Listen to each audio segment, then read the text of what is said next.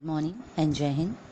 In this video, we are going to discuss the fourth and the last case of bank reconciliation statement, where credit balance as per passbook is given. Credit balance means favorable balance as per our passbook.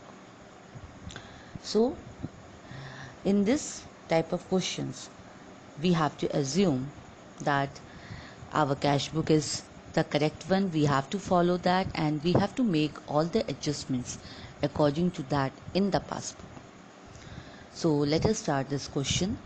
This question is from the book of D.K. Goel of accountancy, given at the back of the chapter, question number 18. So let us read the question first. Prepare reconciliation statement from the following particulars on 30th June 2016. So these are the particulars which are given here. We have to make the BRS.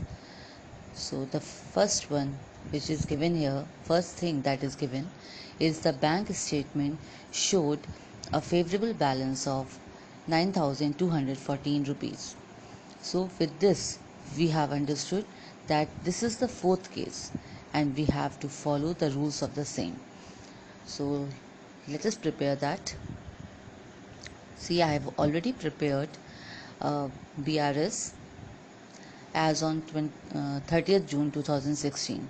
Three columns are there: particulars, plus item and minus items. So in particulars we have to write the credit balance as per passbook, and as it is a favorable balance we have to write the amount of 9,214 in plus item column.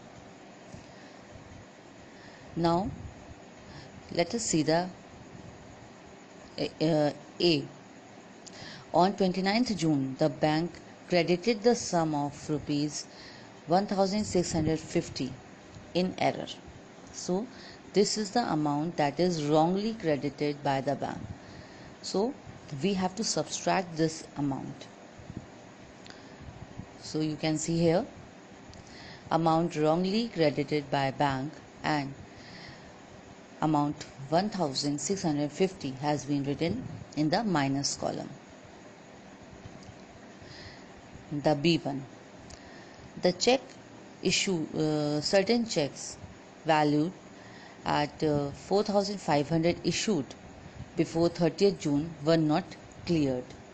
That means some checks were issued but they are not submitted in a bank for clearance by our creditors. So we have to again subtract this amount. So see the entry of B, where checks issued but not presented for payment, and the amount 4,500 has been written on the minus column. Now the next one, C. The hire purchase payment of rupees 950 made by a standing order was not entered in a cash book. That means 950 rupees has been debited from our bank account and that amount has not been entered in our cash book. So we have to add this amount. Okay, so see the C entry, the amount that is not entered in cash book made by the standing orders, and 950 rupees has been written in a plus item column. Now D1, a check of rupees 600 received, deposited and credited by bank was accounted a receipt in a cash column of the cash book.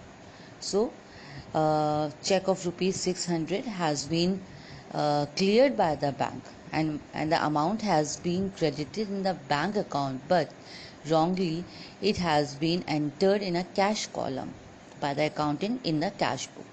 So we have to subtract this amount.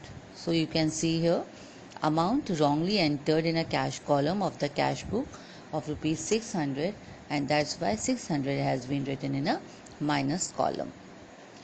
E1, other checks of rupees 8,500 were deposited in June, but checks for rupees 6,000 only is cleared by the bankers.